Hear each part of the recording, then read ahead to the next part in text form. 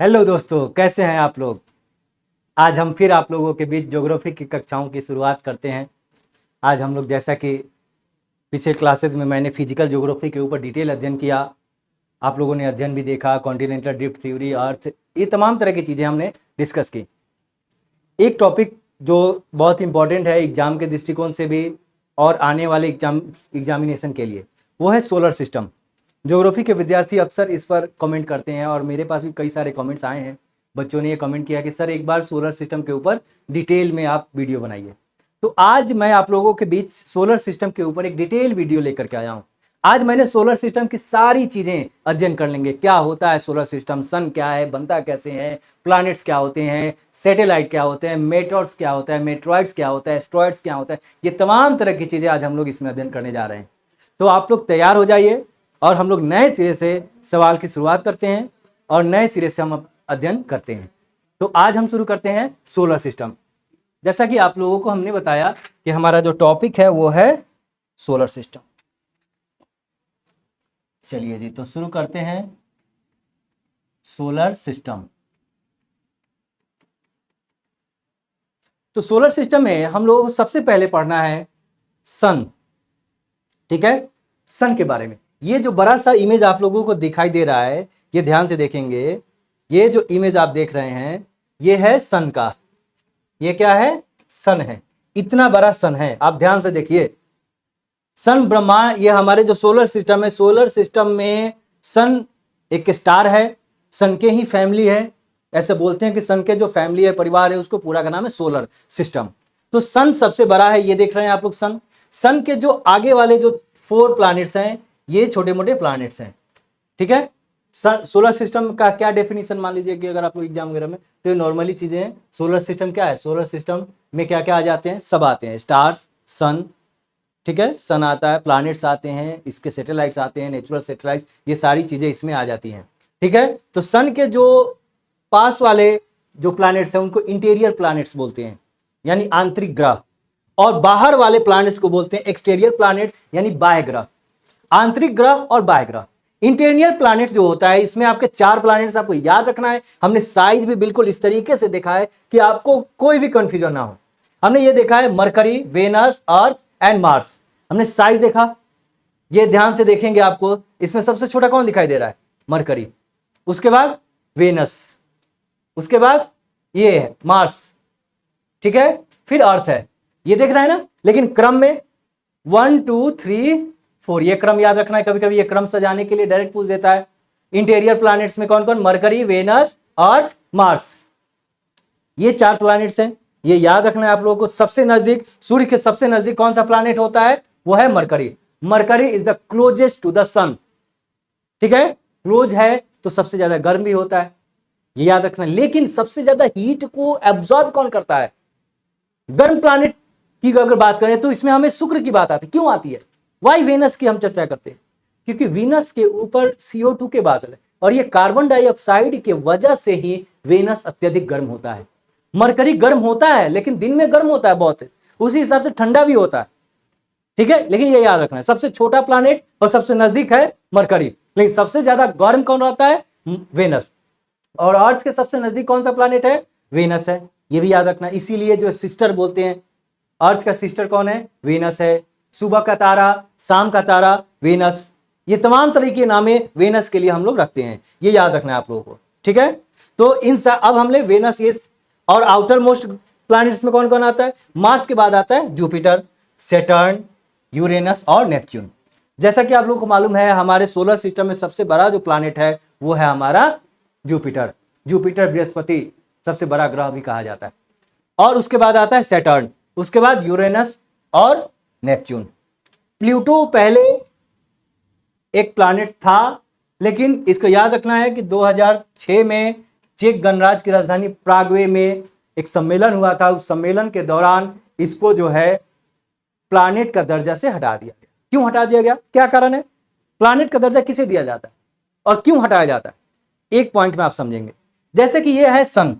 ठीक है, तो सन के जो चक्कर लगाती हैं ये प्लैनेट्स हैं, जो सन के चारों ओर चक्कर लगाते हैं। These are the planets who revolve the sun. But Pluto एक ऐसा प्लैनेट है जो कभी मूव कर जाता है, वो अपने पाथ डिस्ट्रॉय में जो है कभी इस रास्ते पर चलता है, कभी अलग रास्ता अपनाने लगता है। तो वो जिस तरीके से अन्य प्लैनेट से जिस बात को मानते हैं, जैसे कि आपके परिवार में भी होता है, देखते हैं आप लोग कि जो बेटा परिवार के पिताजी या माता की बातें नहीं मानता है, अलग रास्ते पर चलता है, तो उसको जो है एक अलग परिवार से निकाल भी दिया जाता है, अलग समझ लिया जाता है कि ये अलग है। तो उसी तरीके से प्लूटो के साथ ही हुआ।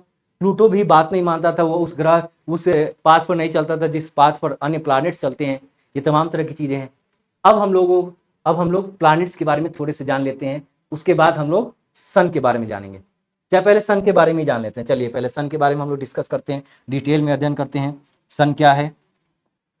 चलिए जी, सन के बारे में हम लोग शुरू करते हैं। ये है हमारा सन, ध्यान से देखिए। ये सन का, ये हमारा जो सन वाला पार्ट है, ये ध्यान से देखेंगे तो सन का ये सबसे बाहरी वाला जो पार्ट है उसको फोटोस्फीयर बोलते हैं। The outer most layer of the sun is known as photosphere.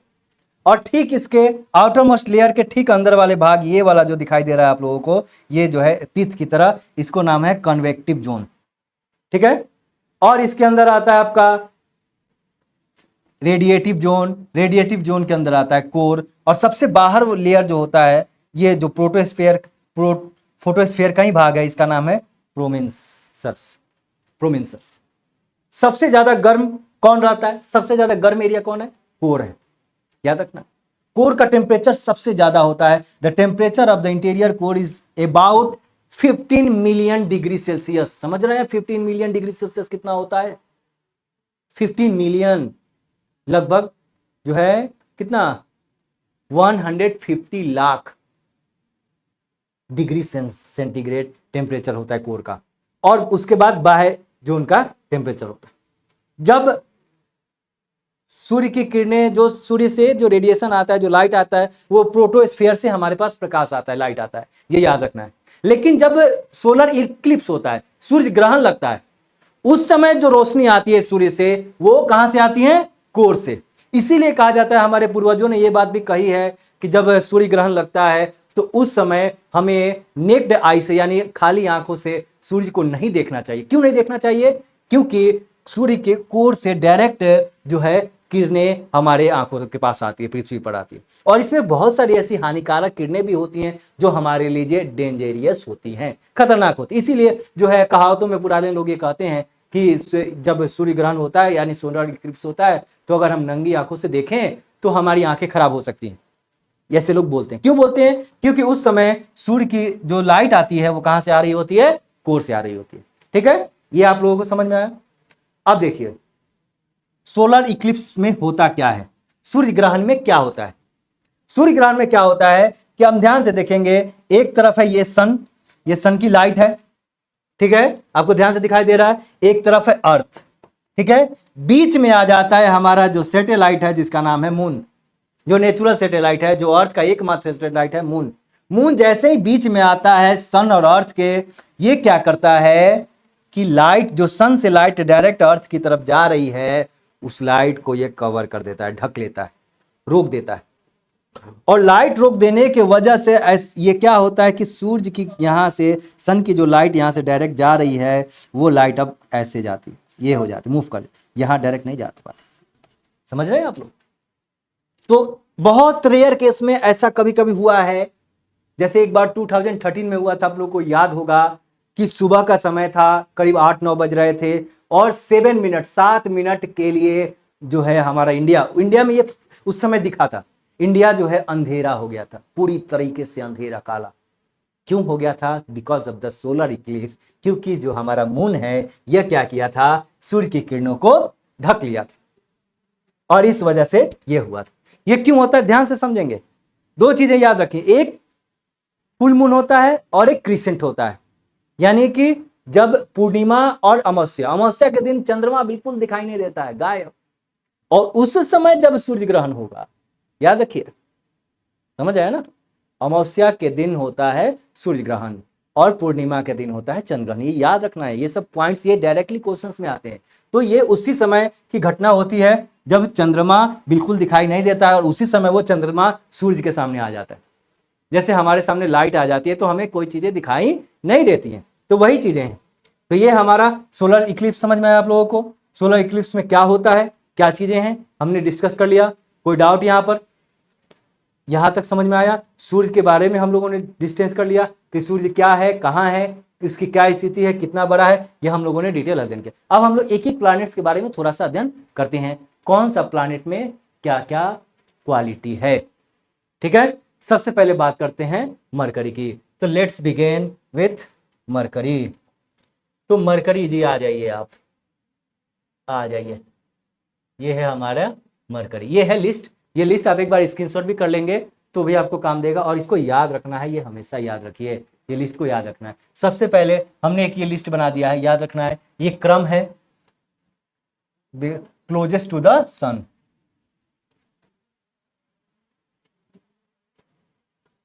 Closest to the sun, सूर्य से नजदीक। सबसे नजदीक कौन है? Mercury. Second Venus, third Earth, fourth Mars, fifth Jupiter, sixth Saturn, 7 Uranus और 8 नेपच्यून। याद रखना, ये दो तीन भी हम लोग ड्वार्फ प्लैनेट्स के बारे में भी अध्ययन कर लेंगे। ड्वार्फ प्लैनेट्स क्या होते हैं? ये वे प्लैनेट्स होते हैं जिनको प्लैनेट का दर्जा नहीं दिया गया होता है। इनका हम लोग क्या करते हैं? परीक्षण करते हैं, जांच करते हैं, और भविष्य में इनको प्लैनेट का दर्जा दिया जाएगा, इस तरीके की संभावनाएं होती हैं। लेकिन ये प्लैनेट की श्रेणी में ही आते हैं, लेकिन प्लैनेट का दर्जा नहीं दिया जाता है, इसीलिए इनको ड्वार्फ प्लैनेट्स भी कहा जाता है। ठीक है, अब यहां देखेंगे, सबसे पहले बात करेंगे मरकरी। मरकरी का जो डिस्टेंस है सूर्य से इसकी दूरी होती है लगभग जो है 4875 किलोमीटर। याद नहीं करना है, हम बताते हैं आपको एग्जामिनेशन में क्या रटना है क्या नहीं करना है, यह बिल्कुल भी याद नहीं रखना है। दूसरा, एवरेज डिस्टेंस फ्रॉम द, ये इसका डायमीटर है, और ये है डिस्टेंस सन से दूरी इसका इतना है, लगभग जो है कितना 57.9 मील्स या किलोमीटर, लगभग 36 मील्स या 57.9 किलोमीटर। इसका हमें सबसे इंपॉर्टेंट याद रखना है कि सबसे कम ये 88 डेज में चक्कर लगाता है, ये इंपॉर्टेंट है। और दूसरा, 58 डेज में यह अपने अक्ष पर रोटेट करता है। रोटेट, याद रखना है, रोटेट करता है, अपने अक्ष पर घूमना कितने 58 डेज में, समझ लीजिए 58 डेज में अपने अक्ष पर घूमता है।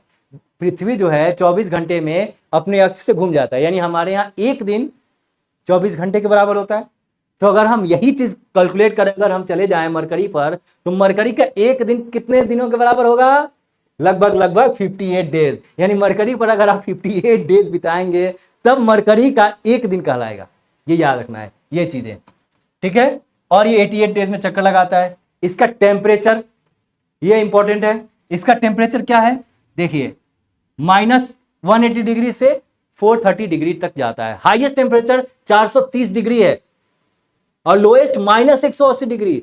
समझिए, सूर्य के सबसे नजदीक होने के बावजूद इसका टेम्परेचर माइनस में क्यों जाता है? बताइए, सूर्य का सबसे नजदीक है, गर्म है, फिर भी -180 डिग्री। समझ रहे हैं कारण क्या है? कारण एक ही है कि इस पर जो है इस तरीके के एटमॉस्फेयर नहीं है जो हीट को ऑब्जर्व करके रख सके।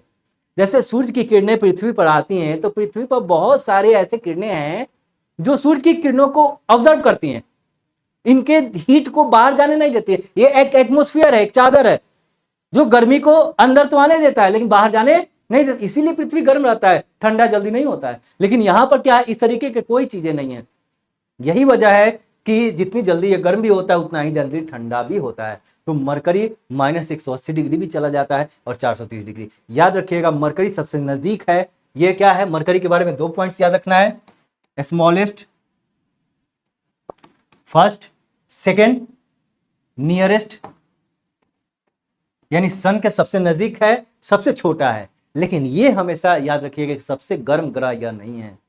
यही पॉइंट्स याद रखना है आपको। सब बहुत लोग ये जानते हैं, बहुत लोग तुक्का लगाते हैं कि सूर्य के सबसे नजदीक है तो यही सबसे गर्म होगा। नहीं, ऐसा बिल्कुल भी नहीं है। सबसे गर्म प्लैनेट है वेनस, याद रखिएगा, ठीक है। सूर्य के नजदीक है, मरकरी से थोड़ा ही पहले है। वेनस का जो है कितना है, 108 किलोमीटर के आसपास है इसकी डिस्टेंस सन से। ये याद रखना नहीं है, इसको कोई याद नहीं, भूल जाइए इसका। ये भी ये कभी कभी पूछ देता है, किसी खास करके छोटे मोटे एनटीपीसी वगैरह के एग्जाम में ये पूछ देता है कि 243 डेज में ये रोटेट करता है, और रोटेट मतलब अपने अक्ष पर घूमता है, और रिवॉल्व करता है हमारा कितना 224। ये याद रखिएगा इसको। रिवॉल्व रोटेशन तो आपको याद ही है, रिवॉल्व रिवॉल्व मतलब सूर्य का चक्कर लगाना, तो वो टू। अब यहाँ पर मेन पॉइंट्स पर आते हैं। ये देखिए इसका टेम्परेचर कितना होता है 480 डिग्री सेल्सियस। ये ठंडा नहीं होता, ये याद रखने वाली बात है कि जो शुक्र ग्रह है यानी जो वेनस है ये कभी कोल्ड नहीं होता है, ये गर्म रहता है। क्यों गर्म रहता है, यहीं से तो कंसेप्ट समझना है। गर्म क्यों रहता है, क्योंकि इस पर CO2 है, कार्बन डाइऑक्साइड की मात्रा है, जो हीट को आने तो देता है लेकिन जाने वापस नहीं देता है। जैसा कि क्लाइमेटोलॉजी में हम लोग अध्ययन करेंगे आगे चल करके, ग्लोबल वार्मिंग, CO2 बढ़ जाने से क्या हो जाता है, CO2 बढ़ जाने से यही होता है कि गर्म सूर्य की किरणें तो आती हैं लेकिन वापस जा नहीं पाती हैं, हीट आता है लेकिन वो जा नहीं पाता, जा नहीं पाने की वजह से गर्मी। तो सबसे ज्यादा हॉटेस्ट प्लानेट कौन है, इसके बारे में याद रखें, ये आप पॉइंट लिख लेंगे इसका। अब हम लोग इसके बारे में पॉइंट लिखेंगे। ये सबसे पहला पॉइंट, हॉटेस्ट प्लानेट, सबसे ज्यादा गर्म। कारण क्या है, CO2। ठीक है, कारण भी पूछ देता है कभी कभी, शुक्र सबसे गर्म ग्रह है क्यों, ऐसा क्या वजह, ऑप्शन। ठीक है, तीसरा याद रखेंगे, nearest planet to the Earth, Earth के सबसे नजदीक कौन सा प्लानेट है, तो वेनस है। ये पॉइंट भी याद रखना है, nearest planet to the Earth, Earth के सबसे नजदीक कौन है। कभी कभी बच्चे जल्दीबाजी करते हैं, याद रखिएगा क्वेश्चंस में कभी भी जल्दीबाजी नहीं करना है। याद रखना है नियरेस्ट प्लानेट देखते हैं ये सन मार देते हैं, ये मरकरी को मार देते। ये देखिए ना कि कहां सन के नियरेस्ट है या अर्थ के, तो अर्थ के नियरेस्ट प्लानेट की बात करेंगे तो क्या होगा, वेनस होगा। तो ये याद रखना है। फिर फोर्थ याद रखना है, इसको सिस्टर भी बोलते हैं, अर्थ की बहन कौन है, सिस्टर ऑफ अर्थ, तो ये इसको सिस्टर का दर्जा भी दिया जाता है। सिस्टर का, सुबह का, मॉर्निंग स्टार, इवनिंग स्टार, ये तमाम तरह के नाम जो है किसके लिए यूज किए जाते हैं, मॉर्निंग और इवनिंग स्टार, ये दोनों नाम जो है वेनस के लिए किए जाते हैं। ठीक है, तो वेनस हमें समझ में आया। अब बात करते हैं हम लोग अर्थ की। अर्थ तो हम लोग डिटेल में ही है क्योंकि इसी पर आते ही हैं, लेकिन थोड़ा सा एक हल्का सा इसमें परिचय लेते हैं। हमें अर्थ का डिस्टेंस याद रखना है, आपको अर्थ का डायमीटर याद रखना है। अर्थ का डायमीटर 2 है। अर्थ तो हमारा मालूम है ऐसे टाइप का है, एक ये है और एक ये है। ठीक है, अर्थ का जो ये इक्वेटर वाला जो डायमीटर है, ये इक्वेटर है। ठीक है, इसकी टोटल लंबाई है 12,756, और ये जो है इसको प्राइम मेरिडियन बोलते हैं। प्राइम मेरिडियन यानी ये जो डिस्टेंस है ये आपका है, इसमें 43 माइनस कर दीजिए। एक ट्रिक याद रखना है आप लोगों को, कितना हुआ 7, हाँ ये 12,713 या 12, कहीं कहीं 12 भी देता है लेकिन याद रखना 13। इसीलिए हमारा अर्थ जो है थोड़ी सी ऊपर से चपटा है। ठीक है, क्योंकि ये दोनों में अंतर दिखाई देता है। तो डायमीटर याद रखना है, अर्थ का डायमीटर कितना है। ठीक है, रेडियस कभी कभी पूछ देता है, रेडियस क्या है, radius of the earth 6,400 kilometre, सब किलोमीटर में, किलोमीटर याद रखना है, सब किलोमीटर में। ठीक है, ये याद रखना, ये मोस्ट इंपॉर्टेंट VIP इंपॉर्टेंट याद रखना है। दूसरा, ये कितना दूरी है, सन से कितना दूर है, लिखा है ना 149.6 करोड़, 1 मिलियन। ठीक है, मिलियन किलोमीटर याद रखना है। अगर हमें करोड़ में याद रखना है तो 14.96 करोड़ डिस्टेंस। ठीक है, 14.96 करोड़ किलोमीटर याद रखिए। ठीक है, लगभग 15 करोड़ के आसपास। लेकिन ये याद रखना, ये this is the most important, ये याद रखना है आप लोगों को। दूसरा, ये कितने आवर में, 23.93 आवर्स में ये क्या करता है, चक्कर लगाता है, अपने अक्ष पर घूमता है। तो हमारे यहाँ एक दिन कितने आवर्स का होता है, 24 घंटे का होता है। लेकिन याद रखिए 24 घंटे में कुछ समय, ये देख रहे हैं ना आप लोग, 0.07 आवर कम होता है। लगभग कितना, अगर ये हम बात करें तो 23 आवर जो है और वो 56 मिनट और कुछ सेकंड, लगभग 4 मिनट के आसपास का, ये 23 लगभग 4 मिनट के आसपास समय, ये 6 आवर्स, सॉरी यहाँ याद रखिए, ये फिर से बताते हैं आपको, ये अर्थ का जो ये है, ये याद रखना है 23 आवर्स के आसपास आता है। ठीक है, यानी लगभग हमें याद रखना है कितना, 6 घंटे का अंतर पड़ता है। 6 आवर, 6 आवर की बात कर रहे हैं हम साल में। 6 आवर इन अ ईयर, एक साल में सूर्य के परिक्रमा करने के लिए 6 घंटे ज्यादा लगते हैं। यानी कितना, 365 days plus 6 hour to revolve the sun. ठीक है, अब ये ज्यादा समय लगता है 6 आवर, इसी 6 आवर को जोड़ करके हम क्या करते हैं, हर एक 4 साल पर आफ्टर 4 ईयर्स हम एक वर्ष मनाते हैं लीप ईयर। क्या मनाते हैं, लीप ईयर, जिसमें क्या करते हैं, लीप ईयर में क्या होता है कि हम जो है साल का जो टोटल डेज होता है वो 366 कर देते हैं। क्यों कर देते हैं, 4 साल पर क्यों मनाते हैं, क्योंकि मल्टीप्लाई कीजिए 6 × 4 कितना हो गया, 24 आवर्स, यानी 1 डे, एक दिन हम इसमें क्या करते हैं, कैलकुलेट कर देते हैं, जिस वजह से हमें लीप ईयर मनाना पड़ता है। लीप ईयर याद रखिएगा 4 के टेबल में, जैसे अभी 2024 हमारा क्या था, लीप ईयर था, 4 के टेबल में आ रहा है 24, बिल्कुल आ रहा है, तो लीप ईयर होता है। ठीक है, लीप ईयर क्यों मनाते हैं, ये कारण है। ठीक है, हमें ये भी मालूम हो गया, ये अंतर कितना है, हमें ये देख लिए। अब है टेम्परेचर की बात करें तो इसका टेम्परेचर तो आप लोगों को बताने की जरूरत नहीं है। अर्थ का टेम्परेचर कैसे बढ़ रहा है, अर्थ का टेम्परेचर कैसे बढ़ रहा है और ये घट रहा है।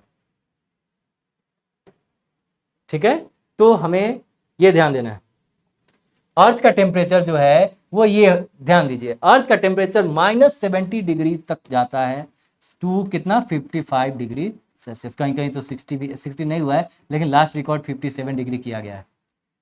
अजरबैजान जगह है वहां पर ये किया गया। ये गर्म है, लेकिन आने वाले समय में ऐसा अनुमान लगाया जाता है ग्लोबल वार्मिंग की वजह से गर्मी बढ़ेगी। -70 डिग्री कहाँ जाता है, पोलर रीजन, और ये इक्वेटोरियल रीजन के आसपास इतनी ज्यादा गर्मी होती है। गर्मी के लिए सबसे ज्यादा ये नहीं याद रखना कि गर्मी के लिए केवल और केवल डिस्टेंस फ्रॉम द सन नहीं, क्लाइमेट मोस्ट इंपॉर्टेंट, सबसे ज्यादा जरूरी क्लाइमेट है, इसी वजह से गर्मी बढ़ती है।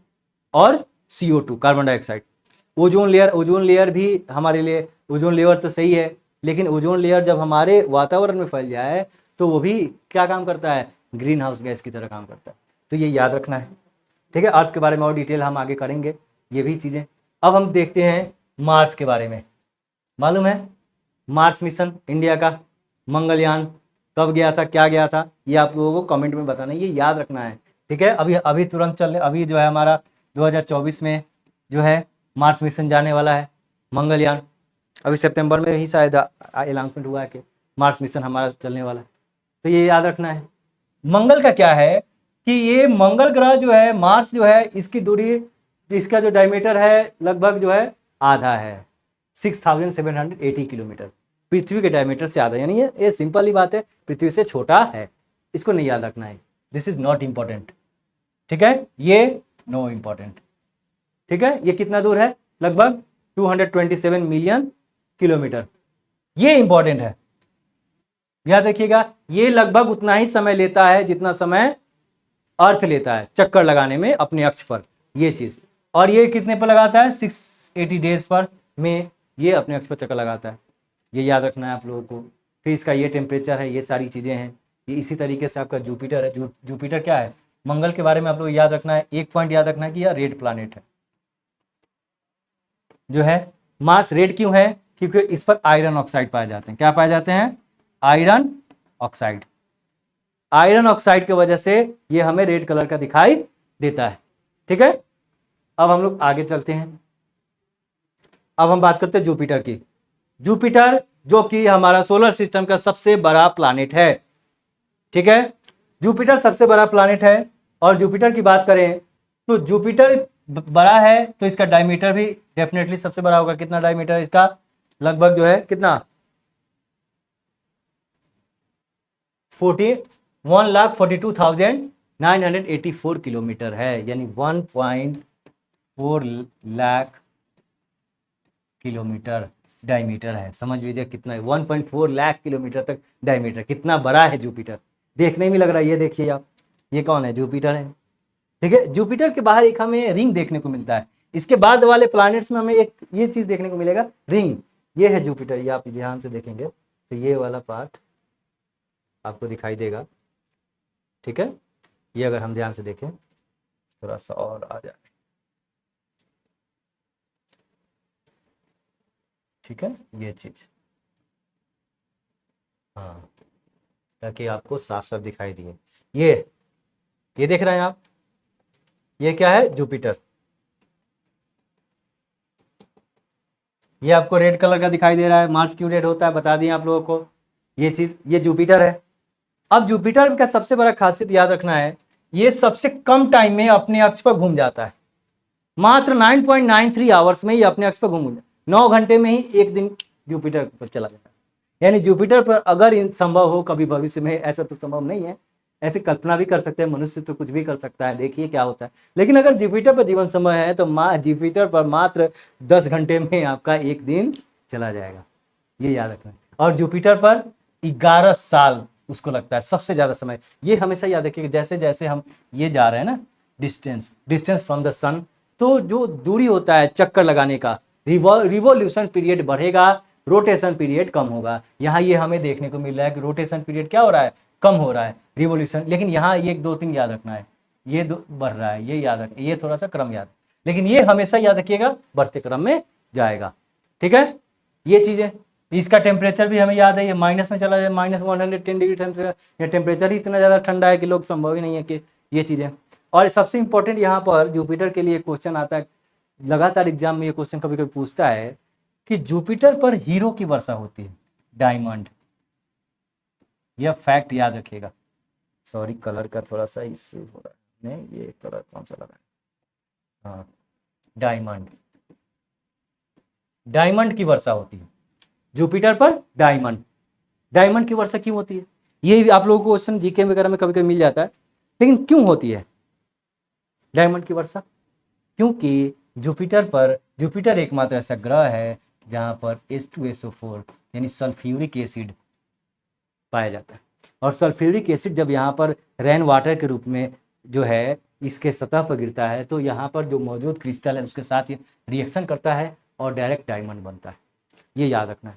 इसके बाद सैटर्न है, सैटर्न के बारे में याद रखना है कि सैटर्न में रिंग्स पाए जाते हैं, ये याद रखना, ये पॉइंट्स, रिंग्स ऑफ फायर, ठीक है, ये इंपॉर्टेंट है। ये ज़्यादा इसके बारे में उतना ज़्यादा नहीं है। उसके बाद यूरेनस है, नेपच्यून है, इन सब के बारे में उतना ज़्यादा नहीं पूछता है, लेकिन थोड़े थोड़े याद रखना है, इसका ये याद रखना है आपको क्रम, ठीक है, यूरेनस और नेपच्यून। सैटर्न का क्या है, 10 आवर्स, ठीक है। और उसके बाद 29.3 सैटर्न के बारे में कहा जाता है कि डेंसिटी सबसे कम है, ये याद रखना है। डेंसिटी जो होता है वो सबसे कम होता है, लो होता है सैटर्न का। यही वजह है कि इसको फ्लोटिंग, तैरता हुआ ग्रह भी कहा जाता है, फ्लोटिंग प्लैनेट। तैरता हुआ प्लैनेट किसको कहा जाता है, सैटर्न को। पानी में छोड़ दीजिएगा तैर जाएगा, इतना डेंसिटी कम होता है इसका, ये याद रखना है। फिर उसके बाद आता है यूरेनस। यूरेनस भी जो है बहुत ठंडा ग्रह है, बहुत ज़्यादा ये ठंडा है। और इसके बाद आता है नेपच्यून। प्लूटो था ग्रह लेकिन प्लूटो खत्म हो गया। अब ये 3 का नाम याद रखना है, एक है सीरस, प्लूटो और इरिस, ठीक है। इन सब के बारे में थोड़ी सी देखो। ड्वार्फ प्लैनेट का क्या है, ड्वार्फ प्लैनेट क्या है कि 2006 में ड्वार्फ प्लैनेट का एक क्लासिफाई किया गया था। ये छोटे मोटे बॉडीज है, स्मॉलर बॉडी सोलर सिस्टम के, जो fraction of the size major planets के थोड़े से कम साइज में होते हैं। ये currently there are 5 dwarf planets, 5 dwarf planets हैं। कौन कौन है, सीरस, प्लूटो, ह्यूमा, मैके और इरिस। जिसमें से 3 है, 1 2 3 और 2 इधर आपको देखने को मिलेगा। एक ये है ड्वार्फ, देख रहे हैं आप ये चीजें, तो ये ड्वार्फ प्लैनेट्स हैं। अब हम बात करते हैं मेन मून के बारे में, satellite of the planets of the solar system. अब सैटेलाइट क्या है, सैटेलाइट 2 तरह का होता है, एक होता है नेचुरल सैटेलाइट और एक होता है आर्टिफिशियल सैटेलाइट। आर्टिफिशियल सैटेलाइट जो हम लोग सैटेलाइट को लॉन्च करते हैं पृथ्वी की कक्षा में, वो आर्टिफिशियल सैटेलाइट। नेचुरल सैटेलाइट जो नॉर्मली सन से ही क्रिएट हुए हैं, सन के ही टुकड़े हैं जो प्लैनेट्स के चक्कर लगाते हैं। किसके अराउंड रिवॉल्व करते हैं, प्लैनेट्स, ठीक है। फर्स्ट के 2 प्लैनेट्स के कोई सैटेलाइट नहीं है, जीरो। मरकरी और वेनस के 0 सैटेलाइट है। अर्थ के 1 सैटेलाइट, मून के 2, मून के कभी कभी नाम पूछ देता है, फोबोस और डिबोस, याद रखना है। ये नाम हम डिटेल में भी आप लोग को दे देंगे, ये याद रखना है। इसके बाद जुपिटर और सैटर्न में जो है चलते रहता है, कभी जुपिटर के सबसे हाईएस्ट सैटेलाइट होते हैं, कभी सैटर्न के, लगातार खोज होते रहता है। ठीक है, अभी हालिया खोज हुआ है कि सैटर्न के जो है 91 मून से सैटर्न के ऊपर, जुपिटर में 87 के आसपास है। फिर बाद में खोज हुआ कि 94 है, लेकिन ऐसे नहीं है। लेकिन नॉर्मली ये करंट अफेयर्स की चीज़ें हैं, थोड़ा सा ध्यान रखेंगे। लेकिन अभी ऐसे नॉर्मली पता चला है कि ये सैटर्न के पास हाईएस्ट मून है। ठीक है, इससे पहले जुपिटर के पास था। फिर खोज होगा, अगर जुपिटर के 2-3 और प्लैनेट सैटेलाइट के खोज हो जाते हैं तो इसके सबसे ज़्यादा हो जाएंगे। ठीक है, सैटर्न के सैटेलाइट जो है, जुपिटर का जो एक सैटेलाइट है जो सबसे बड़ा सैटेलाइट है गैरीमेड, जो पूरे सोलर सिस्टम का सबसे बड़ा सैटेलाइट गैरीमेड है, जो जुपिटर का सैटेलाइट है। और सबसे छोटा है डिबोस, जो किसका है, मार्स का है। ठीक है, प्लैनेट्स कैसे चक्कर लगाते हैं, वेस्ट टू ईस्ट डायरेक्शन में रोटेट करते हैं। ठीक है, west to east direction. 2 planet है जो उल्टा चक्कर लगाते हैं, वेनस और यूरेनस। ठीक है, वेनस और यूरेनस 2 उल्टा चक्कर लगाते हैं, ये भी याद रखना है आप लोगों को ये चीजें। अब हम लोग आते हैं मून के फेज के बारे में, कि मून के कितने फेज होते हैं। आ जाइए, अब ये है मून के फेज, ये आप लोगों को याद रखना है। ठीक है, तो मून के फेज कौन कौन से हैं। सबसे पहले ये देखिए, सबसे पहला ये जो होता है ये क्रिसेंट, जिसको वैक्सिंग क्रिसेंट कहा जाता है। वैक्सिंग क्रिसेंट में क्या होता है कि बिल्कुल डार्क मून हो जाता है, कुछ भी दिखाई नहीं देता बिल्कुल। ठीक है, फिर धीरे धीरे ये थोड़ा आगे बढ़ता है तो हमें ये देख रहे हैं, ये वाला पार्ट, केवल ये वाला पार्ट एकदम पतला सा दिखाई देगा, इसी को वैक्सिंग क्रिसेंट बोलते हैं। ठीक है, और बिल्कुल नया मून जब आता है एकदम पतला सा दिखाई देता है तो ये वाला पार्ट है जिसको न्यू मून बोलते हैं। ठीक है, वैक्सिंग क्रिसेंट 2 जगह होता है, एक होता है वैक्सिंग क्रिसेंट और एक होता है वेनिंग क्रिसेंट। वैक्सिंग क्रिसेंट क्या होता है, इसके बाद जो मून है उसका साइज, उसका जो फुल मून की तरफ वो फेज बढ़ता है, साइज तो नहीं घटता बढ़ता, याद रखना है। क्या होता है कि इसके हमें बाकी के पार्ट दिखाई देने लगते हैं, यानी लाइटेस्ट पार्ट होने लगता है, अंधेरा से उजाला की तरफ जाना। यानी कि मून जो है, जो पहले अंधेरा इसका जो है लगभग सारे भाग अंधेरा में था, कुछ भाग इसका लाइटिंग में है, अब ये धीरे धीरे क्या हो रहा है, लाइट की तरफ आ रहा है। यानी कि वैक्सीन से किधर जा रहा है, फुल मून की तरफ। ठीक है, ये कब होता है याद रखना, ये न्यू मून वाला जो फेज है बिल्कुल डार्क, उसके बाद डार्क हो जाता है, न्यू मून है डार्क फेज। ये कब होता है, ये होता है अमावस्या के दिन। याद रखेंगे, अमावस्या जिस दिन होता है उस दिन चांद हमें बिल्कुल दिखाई नहीं देता, और जिस दिन फुल मून का मतलब हो गया पूर्णिमा, पूर्ण, हमें मून उस दिन क्या होगा, कंप्लीट मून के दर्शन होते हैं, फुल मून। और फुल मून के बाद क्या होता है, मून का धीरे धीरे जो है दिखना साइज कम होने लगता है, और अंततः ये क्या हो जाता है, बिल्कुल नया हो जाता है। तो ये मून के फेज है, ये याद रखना है। लास्ट पार्ट में क्वेश्चन जीके, इस पे क्या क्या क्वेश्चन पूछता है, मून का कौन सा भाग हमें दिखाई देता है, 57%। क्या मून के पास अपना लाइट है, मून के पास अपना लाइट बिल्कुल नहीं है, याद रखना। मून रिफ्लेक्ट करता है कहां से, सन के लाइट को रिफ्लेक्ट करता है और ये आता है। ठीक है, ये किसके चक्कर लगाते हैं, प्लैनेट्स के चक्कर लगाते हैं। क्या अपने अक्ष पर मूव करते हैं, बिल्कुल ये अपने अक्ष पर भी मूव करते हैं, ये याद रखना है। ये पॉइंट्स, ये अर्थ है, ये इसका मून है। ठीक है, ये चीजें हैं। फिर अब इसके बाद हम लोग देखते हैं, तो ये मून हो गया हमारा, मून का अध्ययन हम लोगों ने किया, ये सैटेलाइट हमने अध्ययन किया, ये तमाम तरह की चीज़ें हमने सोलर सिस्टम में देख ली, द्वार प्लैनेट्स क्या होते हैं, सैटेलाइट। अब एक चीज़ छोटा सा पॉइंट इसमें नहीं है, हम बता देते हैं आपको, उसका नाम है एस्टेरॉइड्स। एस्टेरॉइड्स क्या होता है, ध्यान से समझेंगे, या मेटर्स या मेट्रॉइड्स भी बोलते हैं। अब ये देखिए क्या है कि मार्स और जुपिटर के बीच में छोटे छोटे एक बेल्ट बना हुआ है, और यहाँ पर छोटे छोटे जो हैं क्रिस्टल्स हैं, कण हैं, जो क्या करते हैं, सन का चक्कर लगाते हैं। ये याद रखना है, ये क्वेश्चन, ये कुछ पॉइंट्स हमें याद रखना है। सन के चक्कर लगाते हैं, उनको बोलते हैं एस्ट्रॉइड्स। क्या बोलते हैं, एस्ट्रॉइड्स। ठीक है, और मेट्रॉइड्स भी बोलते हैं, मेंटर्स और मेट्रॉइड्स भी बोलते हैं, ये इसके टुकड़े होते हैं, ये प्लैनेट्स, ये सन के ही टुकड़े हैं। जो प्लैनेट से अलग हो गए, लेकिन ये किसके चक्कर लगाते हैं, तो सन के। ठीक है, ये याद रखना है। और कभी इसमें से कुछ ही ऐसे हैं जो छटक के इंडिया ये अर्थ में, अर्थ के पास, अर्थ के एरिया में आते हैं। जैसे अभी कुछ ही दिनों पहले आया है कि एक मेट्रॉइड्स जो है, एक शूद्रग्रह, एस्ट्रॉइड्स, शूद्रग्रह भी बोलते हैं इसको, वो 2029 तक हो सके तो पृथ्वी पर आने की संभावना है, या इसके एकदम पास से गुजरे की संभावना। तो ये याद रखना है आप लोगों को। तो ये हम लोगों ने किया। अब हम लोग थोड़ा सा आगे बढ़ते हैं। अब हम लोग थोड़ा सा फिजिकल वर्ल्ड, जो कि हमने आप लोगों को बताया ही था, थोड़ा सा अर्थ के बारे में भी जान लेते हैं, अर्थ के फिजिकल वर्ल्ड के बारे में। सबसे पहले अर्थ की क्या क्या मोस्ट इंपॉर्टेंट चीज़ें हैं वो जानते हैं। आ जाइए जी, यहाँ आइए। अब ये सबसे पहला पॉइंट, अर्थ का डायमीटर आपको याद है, ये दोनों याद रखना है। ये क्या है, लैटिट्यूडनल, ये लॉन्गिट्यूडनल, दोनों याद रखना है। यानी अर्थ अगर हम यहाँ ध्यान से देखें, ये वाला पार्ट, ये वाला पार्ट देखिए, थोड़ा सा ध्यान से आ जाइए। हाँ बस, अब देखिए ध्यान से,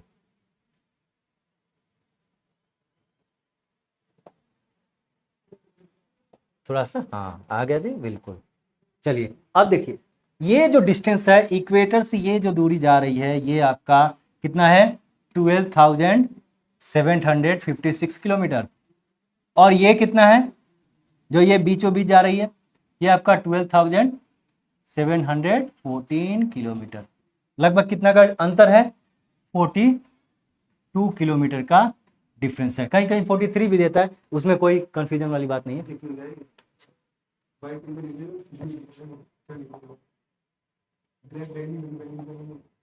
ये कलर, ये दिख रहा है। तो जो अर्थ है हमारा, अर्थ का जो इक्वेटर यानी जो इसका लॉन्गेस्ट लैटिट्यूड है, उसका डायमीटर कितना है, 12,756। और इसका लॉन्गिट्यूडनल डिस्टेंस यानी लॉन्गिट्यूडनल जो है वो क्या है, 12,714 किलोमीटर। ये याद रखना है। डिफरेंस कितना है, 42 किलोमीटर का, याद रखना है। ठीक है, अब हम बात करते हैं इक्वेटोरियल सर्कमफ्रेंस। ये याद नहीं करना, ये तो आप ऐसे ही लिखा सकते। सर्कमफ्रेंस का क्या फॉर्मूला होता है, 2πr होता है। 2πr से भी निकाल सकते हैं, या डायरेक्ट याद रखना है 40,075 किलोमीटर, ये याद रखना है। ये क्या है, मास से इसका दूरी दिया हुआ है, मास से दूरी, दूरी की बात कर रहा है, मास दिया, मास मतलब इसकी द्रव्यमान कितनी है, द्रव्यमान कितने हैं ये नहीं याद रखना है। 65988 मिलियन बिलियन टन, डॉट रिमेंबर, बस सिंपल याद रखिए 6 × 10⁻24 kg, ये याद रखिए, ये डायरेक्ट क्वेश्चन में आता है। ठीक है, 6 × 10⁻24 kg टोटल मास है। ठीक है, किसका मास है, अर्थ का। वॉल्यूम कितना है, वॉल्यूम याद रखना है 324 मिलियन क्यूबिक मील्स, या 1.36 बिलियन क्यूबिक किलोमीटर। ये इसका सरफेस एरिया, ये याद, ये कोई नो प्रॉब्लम, इसको याद नहीं करना है। लैंड एरिया कितना है हम लोगों को तो ये मालूम है, ये तमाम तरह की चीज़ें। मैक्सिमम हाईलैंड, मैक्सिमम हाईलैंड आपको तो याद ही है, कौन सा है मैक्सिमम हाईलैंड, माउंट एवरेस्ट की सबसे ऊंची चोटी। माउंट एवरेस्ट किसकी सबसे ऊंची चोटी है, हिमालय, कहाँ है, नेपाल में। ठीक है, हमने कराया है ना आप लोगों को फिजिकल फीचर्स, आप लोगों को कमेंट्स में आंसर देने हैं। ठीक है, कमेंट्स में भी आप जवाब देंगे, ताकि आप लोगों के जो तैयारी प्रोसेस है वो तगड़े होने चाहिए। तो ये याद रखना है, सबसे हाईएस्ट। कभी कभी ट्रिकी क्वेश्चन आता हुआ क्वेश्चन आप लोग गड़बड़ कर देते हैं, ट्रिकी क्वेश्चन पूछ देता है। हाईएस्ट देखिए कितना simple question, maximum height of land, Earth पे मैक्सिमम हाइट क्या है, वही है ना जो माउंट एवरेस्ट की है, तो याद रखना ये चीज। फिर डीपेस्ट क्या है, डीपेस्ट एरिया, डीपेस्ट एरिया इसमें दिया है, कोई बात नहीं। डीपेस्ट एरिया हमारा मैरियाना ट्रेंच, कहाँ है, पैसिफिक ओशियन में, सबसे गहराई वाला पार्ट। हमने बताया था ट्रेंच कैसे बनता है, माउंटेन कैसे बनता है, तमाम तरह की चीजें हमने डिस्कस की है आप लोगों से। ठीक है, एक बार लोकेशन देख लेते हैं। 7 कॉन्टिनेंट है, 7 कॉन्टिनेंट का लोकेशन कहाँ का है, याद रखिएगा। ये वाला पार्ट जो है और ये वाला, ये दोनों चीजें आप लोगों को याद रखना है।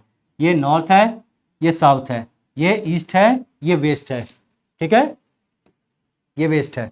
ठीक है, बिल्कुल भी नहीं इसमें ये डाउट करना है।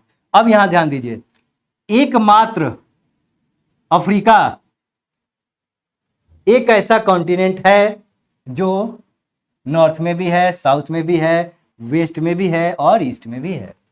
ठीक है, एकमात्र ऐसा कॉन्टिनेंट जो पूरी तरीके से नॉर्थ में है वो कौन है? एशिया। एशिया क्या है? पूरी तरीके से नॉर्थ में है। दो कॉन्टिनेंट हैं जो पूरी तरीके से साउथ में है। कौन कौन? अंटार्कटिका और ऑस्ट्रेलिया, ये दोनों साउथ में हैं। ठीक है, लोकेशन याद रखना है। और नॉर्थ अमेरिका, ये भी पूरी तरीके से कहाँ है? नॉर्थ में है। और किस भाग में है? वेस्टर्न भाग में।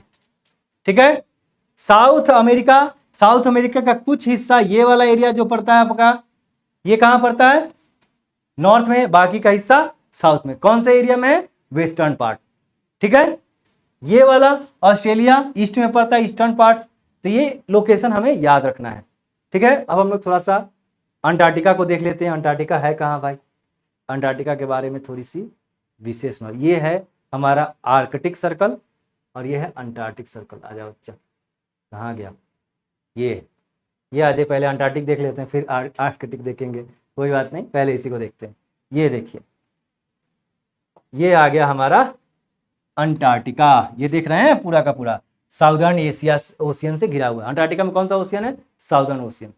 ओशियन का लोकेशन भी आप लोग एक बार देख लीजिए। ओके, ओशियन का लोकेशन क्या है, ताकि आपको कंफ्यूजन ना हो।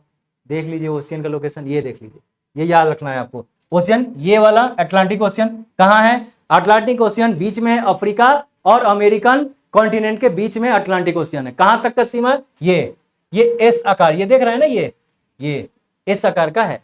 ठीक है, उसके बाद ये है पैसिफिक ओशियन, ये गोल है ना चूंकि, तो ये पैसिफिक ओशियन। ये वाला पड़ता है आपका इंडियन ओशियन। 3 ओशियन तो हमें दिख गया। सबसे बड़ा तो ये है, 1 2 3 4। ये सबसे नीचे वाला पार्ट साउदर्न ओशियन, ऊपर वाला पार्ट आर्कटिक। टोटल कितने ओशियन है? 5। कॉन्टिनेंट कितने हैं? 7। कौन कौन? सबसे बड़ा continent Asia, 2 number Africa, 3 number north, 4 number south, 5 number Antarctica, 6 number Europe, 7 number Australia.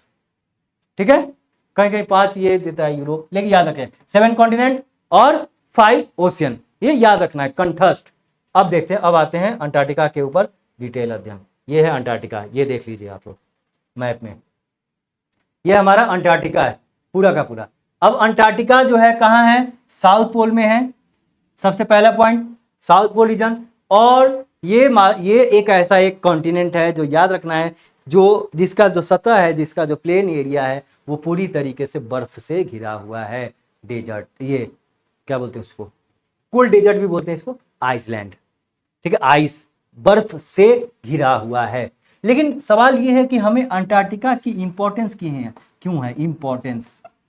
Importance of Antarctica, Antarctica की जरूरत क्यों है? जैसा कि आप लोगों ने सुना होगा कि अंटार्कटिका पर बहुत सारे देशों ने अपना जो है एक सैटेलाइट रखे हुए हैं, अपना एक आधिपत्य जमाए हुए। क्यों? भारत के भी जो है अंटार्कटिका पर बहुत मिशन है। अंटार्कटिका पर 2-3 पॉइंट्स हैं, 2-3 जगह है जो भारत के कंट्रोल में। एक दक्षिणी गंगोत्री है जो अमेरिका यहाँ अटलांटिक में है, तो अंटार्कटिका में है। क्यों है? Why is important Antarctica? Antarctica का क्या महत्व है? क्यों पढ़ना है हमें? याद रखना है, हमने आप लोगों को प्लेट टेक्टोनिक थ्योरी कराई है, हमने आप लोगों को कॉन्टिनेंटल ड्रिफ्ट थ्योरी कराया है। उसमें याद रखना है कि अंटार्कटिका भी एक पुराना ओल्डेस्ट कॉन्टिनेंट है, ओल्डेस्ट स्ट्रक्चर है पृथ्वी का। और जब ओल्डेस्ट स्ट्रक्चर है तो यहाँ भी हमें जो है मिनरल्स, खनिज तत्व मिलने के आसार हैं। यानी यहाँ भी कभी एक समय आएगा जब यहाँ के बर्फ पिघलेंगे तो यहाँ हमें क्या मिलेगा? कोल, पेट्रोलियम। इस वजह से जो बड़े बड़े कंट्रीज हैं इस एरिया पर अपना कंट्रोल, अपना दबदबा बनाने की कोशिश करते हैं। ठीक है, तो अंटार्कटिका इसलिए मजबूत है। एक और क्वेश्चन है अंटार्कटिका पर, अंटार्कटिका के लिए एक और आता है, वो आता है ओजोन लेयर।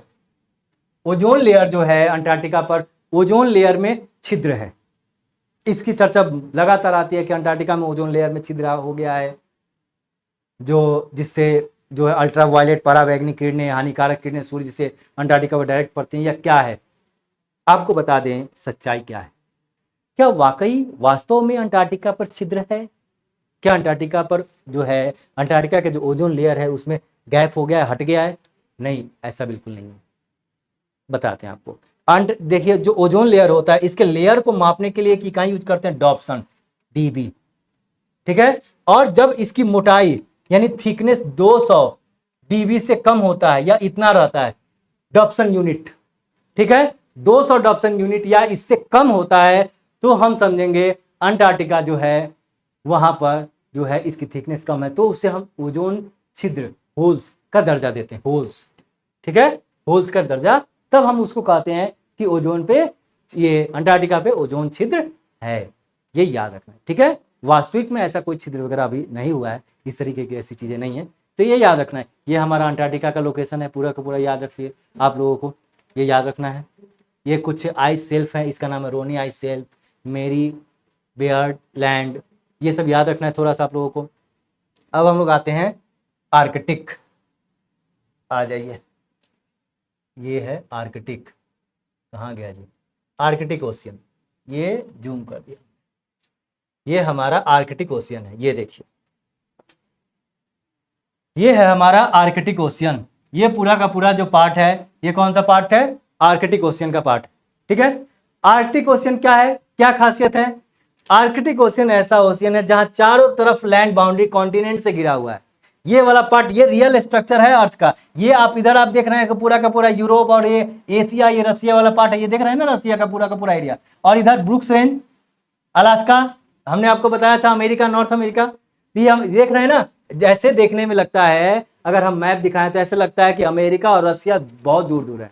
यहां देखिए क्या दूरी है, बेरिंग स्ट्रेट, देख रहे हैं, ये है रसिया और ये है अमेरिका का अलास्का वाला पार्ट, देख रहे हैं कितना नजदीक है। ये बेफर्ट सी है, ये साइबेरियन एरिया है। अब आर्कटिक ओशियन का क्या महत्व है, क्या दबदबा है, आर्कटिक ओशियन पर भी बर्फ है, ठीक है, ओशियन यहां पर बर्फ जमा हुआ है, कोल्ड है, ठंडी है, लेकिन याद रखिए आर्कटिक ओशियन भी जो है, इसके अंदर भी बहुत सारे मिनरल्स, कोल्स और पेट्रोलियम जो है के भंडार हैं, ठीक है। अगर भविष्य में ग्लोबल वार्मिंग होता है, गर्मी होता है, हीट वेव होता है, तो आर्कटिक ओशियन के आइस पिघलेंगे तो इन देशों को उतना प्रभाव नहीं होगा, क्योंकि ये पिघलेगा तो नीचे की तरफ डाउनफॉल होगा, यानी यहाँ के जो सी में वो जो वाटर हैं वो सी में मिलेंगे, तो कुछ इक्वेटोरियल रीजन के देश में प्रॉब्लम होंगे, लेकिन इनके लिए जो है मजे हो जाएंगे, क्योंकि यहाँ पर जो छिपा हुआ जो मिनरल्स हैं वो इन पर कब्जा हो जाए। इसीलिए आर्कटिक पर बहुत सारी चीजें निर्भर करती हैं, इसीलिए रसिया को टेंशन नहीं होता है ग्लोबल वार्मिंग का, क्योंकि वो तो ठंडा में, ठंडी एरिया में, ठीक है। तो ये है आर्कटिक ओशियन, ये हम लोगों ने डिस्कस किया। तो आज हम लोगों ने सोलर सिस्टम के ऊपर डिटेल अध्ययन किया, सोलर सिस्टम क्या है, सोलर सिस्टम में कौन कौन से प्लानेट हैं, कौन कौन से चीज़ें हैं, उसके बाद हमने एक एक चीज़ें हमने अध्ययन की। अब हम लोग आगे चलते हैं, कुछ आगे आपको बता दें कुछ। अब स्ट्रक्चर हमने ये तो क्लास में डिक्टेट कर दिया था, हमने क्लास में कर लिया था, ये तो आपको बताया है ना आप लोगों को। अर्थ का इंटीरियर पार्ट, अर्थ के बाहर वाले पार्ट को बोलते हैं, ये याद रखना है, अंदर वाले पार्ट को इनर कोर, आउटर कोर, इसके बाद lower mental, upper mantle, crust वाला, ये सबसे बाहर वाला एरिया क्रस्ट वाला एरिया है। ये तमाम तरह की चीज़ें आप लोगों को करा दी गई हैं। ये बेल्ट हमने करा दिया है, ये है आपका मिड ओशियनिक रेंज, ये हमने करा दिया है, ये जोन ऑफ माउंटेन बिल्डिंग करा दिए हैं, ये प्लेट जो है, ये सारी चीज़ें हम लोगों ने कर ली हैं डिस्कस। अर्थक्वेक कैसे बनता है, ये तमाम तरह की चीज़ें हम लोगों ने डिस्कस कर ली हैं। आज हम लोगों ने सोलर सिस्टम के ऊपर अध्ययन किया, डिटेल अध्ययन किया। नेक्स्ट क्लास में हम लोगों को अध्ययन करना है, याद रखना है। तो सोलर सिस्टम से जुड़ी हुई तमाम तरह के क्वेश्चंस आप जाइए घर पे अपने कॉपीज़ निकालिए, और जो भी क्वेश्चंस हैं, जो भी आप उसको सॉल्व कीजिए। एक भी क्वेश्चन सोलर सिस्टम पे आपके फंसेंगे नहीं, ये याद रखना है, केवल ये पॉइंट्स, ठीक है। ये पॉइंट्स आपको याद रखने हैं। तो हमें सोलर सिस्टम में हम लोगों ने ये क्या क्या आज अध्ययन किया, एक बार फिर से रिवाइज करा देते हैं आप लोगों को। हमने देखा सन के बारे में, हमने सन के ऊपर डिटेल अध्ययन किया, ठीक है। सोलर सिस्टम में डिस्टेंस भी देखें, जो है लार्जेस्ट प्लैनेट भी देखें, स्मॉलेस्ट प्लैनेट्स भी देखें, ये देखें। फिर हमने सोलर इक्लिप्स, लूनर इक्लिप्स क्या है ये हमने देखा, डिस्टेंस देखा, ये तमाम तरह की चीज़ें आज हम लोगों ने अध्ययन की। यानी आज का हमारा क्लास सोलर सिस्टम के लिए रहा, ठीक है। अगले क्लास में जब हम मिलेंगे तो हम लोग कॉन्टिनेंट के ऊपर जो चर्चा हमारी चल रही थी, यानी जो नॉर्थ अमेरिका और साउथ अमेरिका हमने कर लिया है, अब हम आगे चलेंगे, हम कल की क्लास में ऑस्ट्रेलिया और अफ्रीका के ऊपर डिस्कस करेंगे। ठीक है, तो आज के क्लास में आप लोग, आई होप आप लोगों को बहुत अच्छा, बहुत आनंद आया होगा। परीक्षा जंक्शन पे जुड़ने के लिए आपका बहुत बहुत धन्यवाद। मैं शिवांशु, आप